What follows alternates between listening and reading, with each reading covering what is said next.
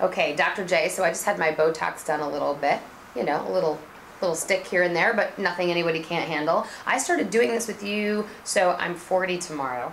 I'm telling all my secrets now. Just got Botox, I'm 40 tomorrow. We started about 5 years ago probably doing Botox on me, so about age 35. I could have probably started sooner. When does someone usually kind of come in for the first time? Early 30s is usually about the best time because we now have really good research data that shows if you'll start doing it before you develop the big lines in your forehead, the deep lines here between the eyes, which we call the glabella.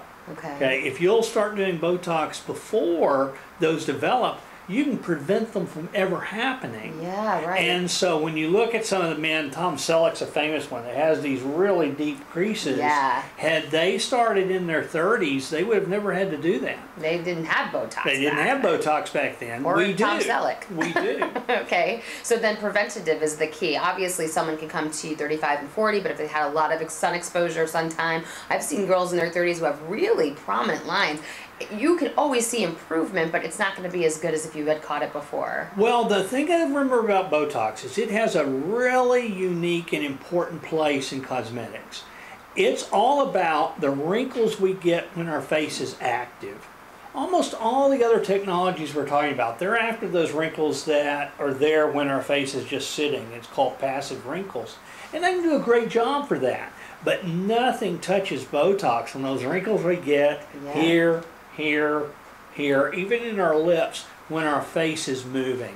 Okay. And so it's a real important place for Botox, and there's really still not anything else that's in that space is able to do what Botox can do. Okay, so, but not all Botox is created equal because it really depends on who's wielding the needle. And you've seen places, they're doing Botox parties. I've seen dentist office doing Botox because they think, well, we wield needles too and we can do it.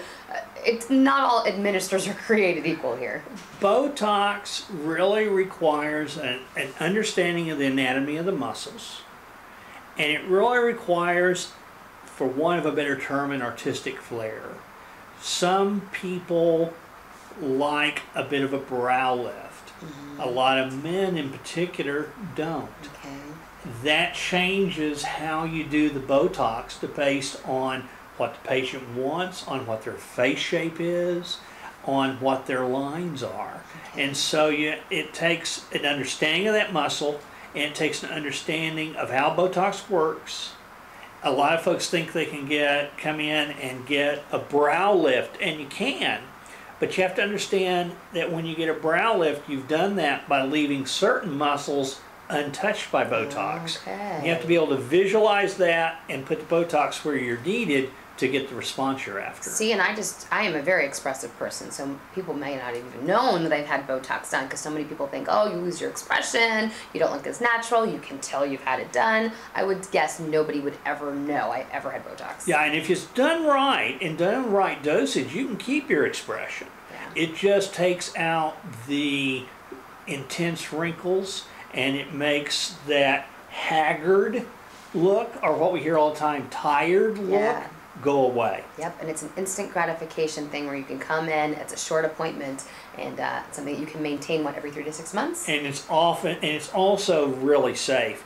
A few years ago, Botox really created a scare because some doctors mixed their own using botulism toxin. Yikes. And you have to understand that this is a highly purified protein in a highly controlled dose that's very safe and has very infrequent side effects. Okay, great. Well, I know I'm happy with my results, Dr. J. Thanks so much. Well, you bet.